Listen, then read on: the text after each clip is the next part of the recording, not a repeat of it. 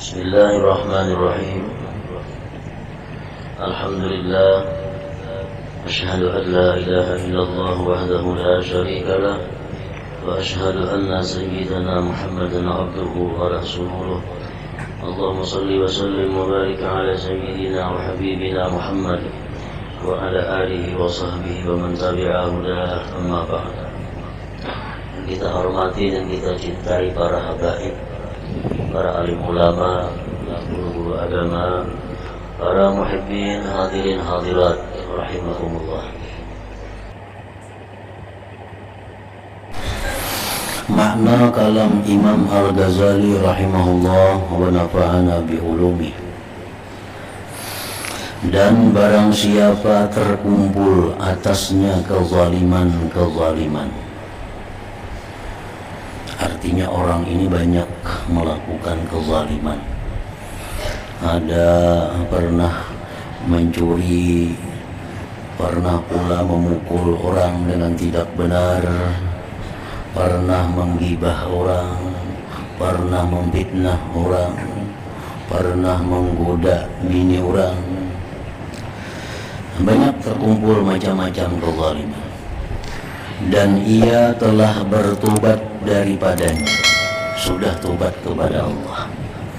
Dia sudah tobat, sudah menyesal melakukan itu, dan sudah berhenti, sudah bercita-cita kada akan mengulangi lagi.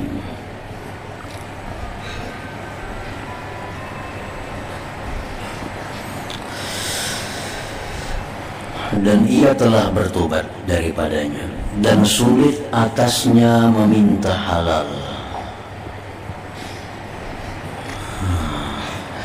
Dan sulit atasnya meminta halal kepada orang-orang yang dianiaya itu. Tobat kepada Allah sudah selesai dengan berjanji demikian-demikian di hadapan Allah, tapi minta halalnya sulit. Sulit minta halal itu, satu, orang yang dizalim itu sudah meninggal dunia. Sudah meninggal dunia. Kada kau lagi minta halal kemana?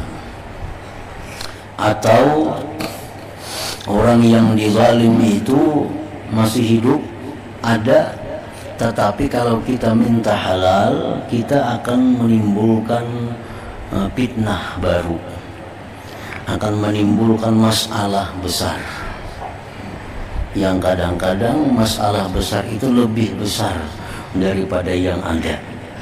Nah, itu dianggap sulit.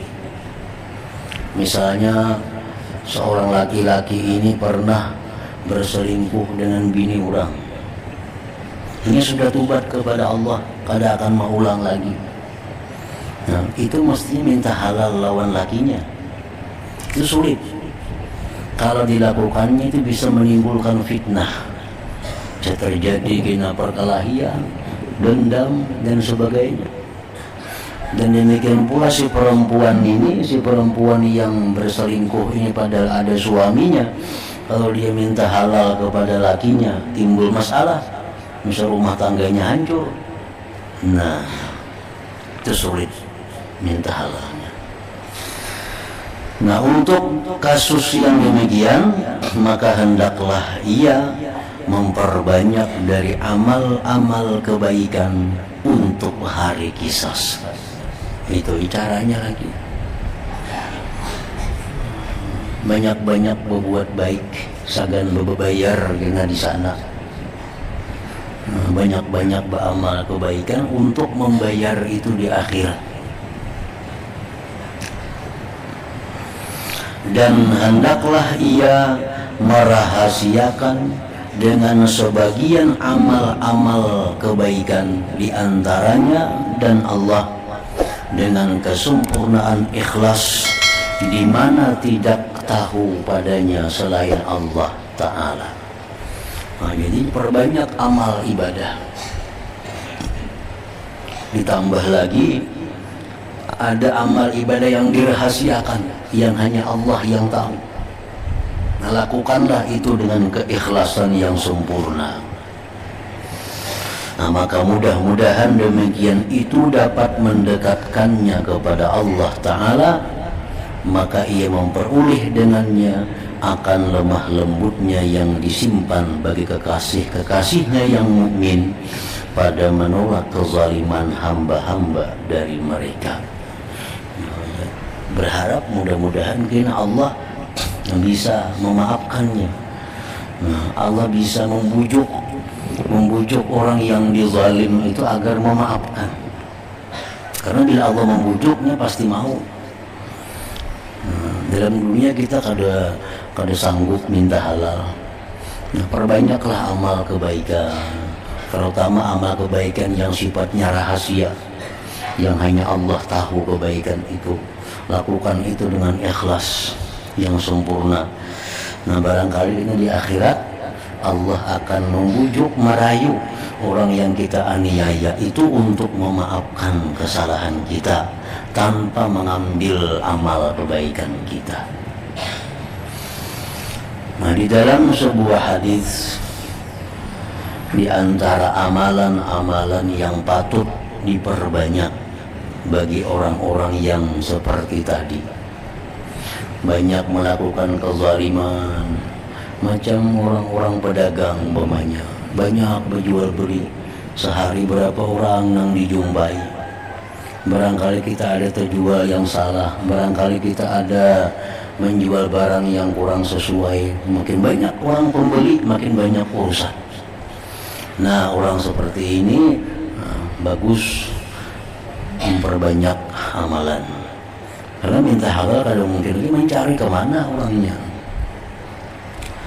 Rasulullah SAW bersabda, "Man tala qul huwallahu ahad mi'ata alfi marrah faqad ishtara nafsahu minallah wa nada munadin min kibarillahi ta'ala fi samawatihi wa fi ardihi ala inna fulanan atiqullah faman lahu kibalahu tiba'atun falyakhudha minallah azza wa jalla." Hadis akhrajahul Bazzar.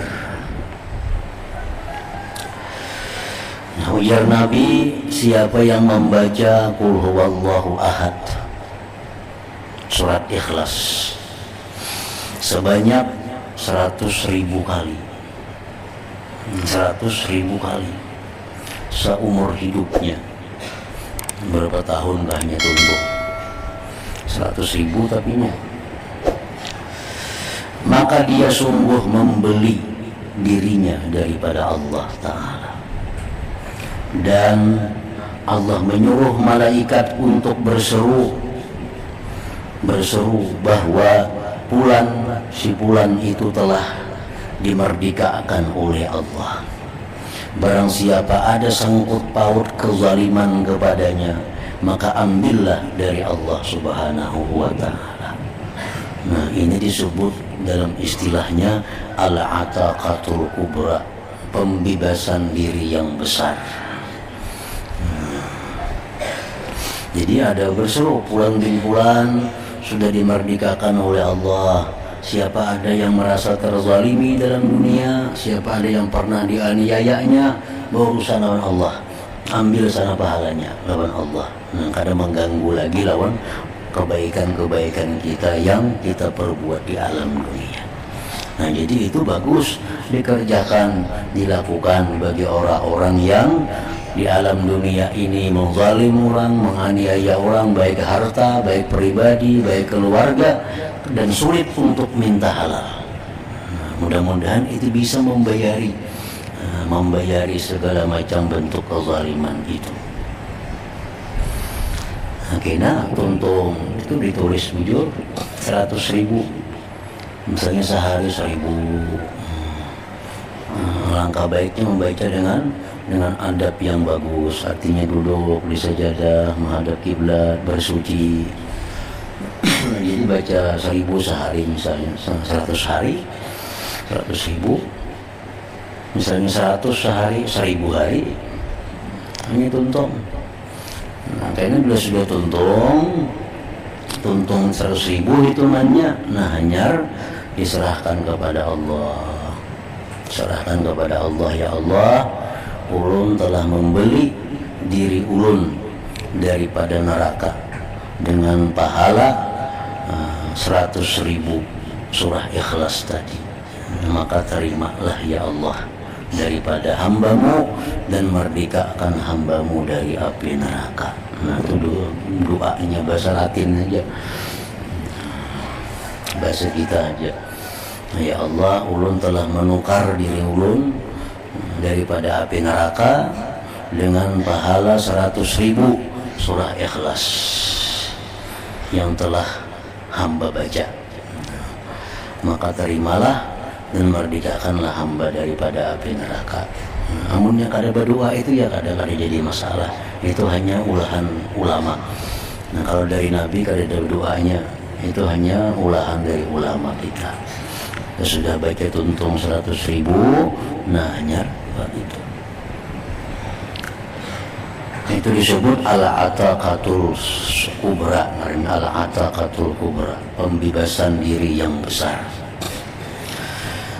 Nah ada juga hadis Nabi yang menyebutkan man qara'a qul huwallahu ahad alfa marrah faqad ishtara nafsah minallah. Siapa yang membaca qul huwallahu ahad surah Ikhlas 1000 kali, dia sungguh menukarkan dirinya daripada Allah. 1000 aja nih. Nah itu disebut al-ataqatus sughra, pembebasan yang kecil. Ya amunnya tapi banyak menggali orang cukup aja 1000 nih. Tergantung kitanya. Amun asa banyak benang bunguli orang baik yang 100.000 itu supaya jangan takakat.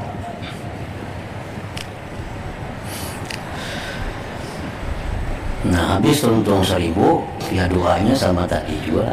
Ya Allah, hamba tukar diri hamba dari api neraka dengan pahala membaca surah Ikhlas 1000 kali. Terimalah ya Allah dan merdekakan aku dari api neraka.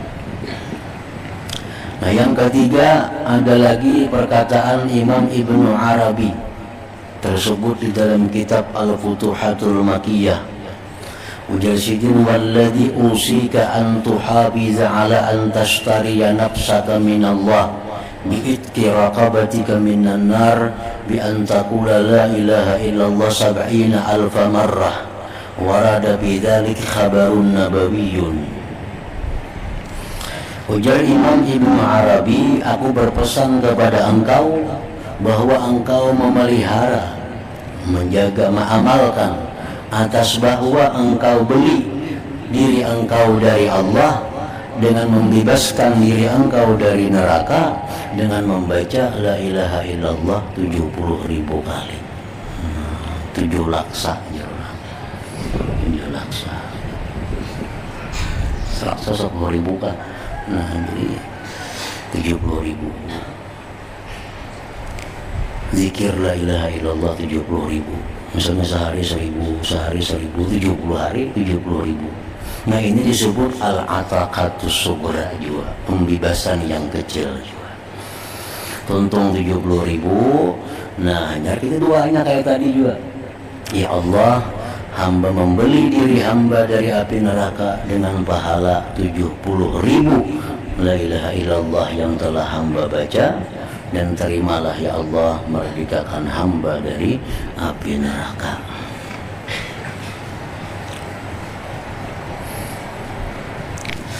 Di dalam kitab Hasyiah Tuhfah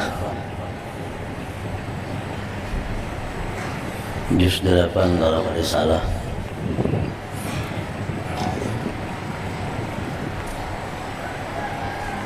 disebutkan di situ bahwa boleh sah kita menyewa orang untuk membacakan itu.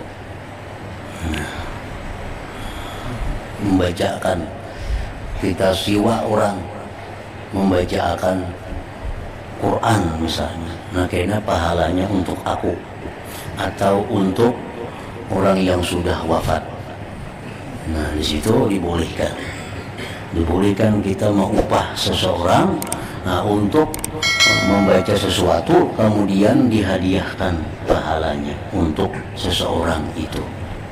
Nah, misalnya kita ada sudah orang tua kita yang sudah meninggal dunia, nah kita hendak menyelamatkan sidin, hendak membaca seorang sekali sanggup seorang yang ada terbaca lagi 100.000 itu. Nah kita suruh orang lain, nah diberi upah membacakan 100.000 qul huwallahu ahad untuk almarhum ini misalnya. Nah itu dibolehkan dan sah itu, sah. Artinya sesudah kita tuntung membaca Yasin misalnya atau baca apa, Allahumma ja'al sawaba ma qara'tuhu, ya Allah jadikan pahala yang aku baca tadi fi sahifati fulan bin fulan, pada catatan amal fulan bin fulan.